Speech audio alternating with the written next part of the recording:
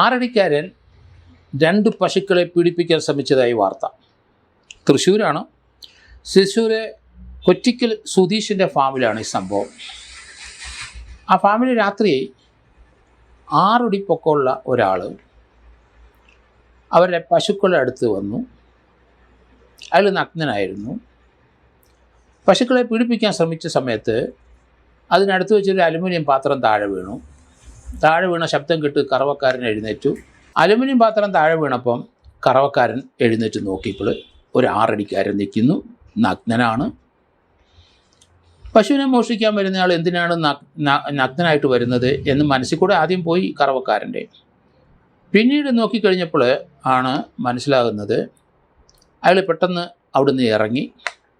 CCTV ദൃശ്യത്തിൽ നോക്കിക്കഴിഞ്ഞപ്പം അവിടുത്തെ ഒരു പശുക്കിടാവിനെ അഴിച്ചുകൊണ്ട് വെളിയിൽ കൊണ്ടുപോയി ഒരു പീഡന ശ്രമം നടന്ന് പരാജയപ്പെട്ടെന്ന് തോന്നുന്നു.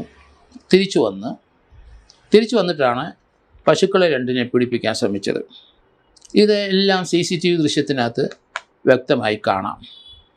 എന്തായാലും ഉടമസ്ഥൻ സുധീർ സ്ഥലത്ത് വന്നു പരിശോധിച്ച് CCTV നന്നായിട്ട് നോക്കി. അപ്പോൾ 6 അടിക്കാരൻ വന്നത് ഒരു കാറിലാണ്.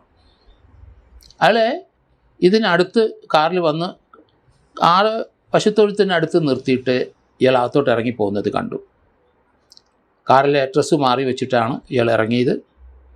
അവിടെ വന്നിട്ട് ആദ്യം പശുക്കുട്ടിയെ ആ തൊഴുത്തിൽ നിന്ന് ഇറക്കി വെളിയിൽ കൊണ്ടുപോയി.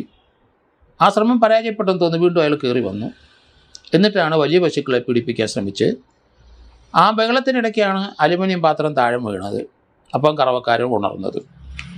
ഏതായാലും ഇയാളെ ലൊക്കേറ്റ് ചെയ്യാൻ പറ്റുമോ ഇല്ലയോ എന്നറിയില്ല. ഇതുവരെ ലൊക്കേഷൻ ആയിട്ടില്ല. CCTV ദൃശ്യത്തിൽ ഇയാൾ വരുന്നതും പോകുന്നതും പശുക്കുട്ടിയെ അഴിക്കുന്നതും മറ്റേ പശുക്കളെ പീഡിപ്പിക്കാൻ ശ്രമിക്കുന്നതും പാത്രം താഴെ വീഴുന്നതൊക്കെ കാണാൻ സാധിക്കുന്നുണ്ട് പോലീസിന്.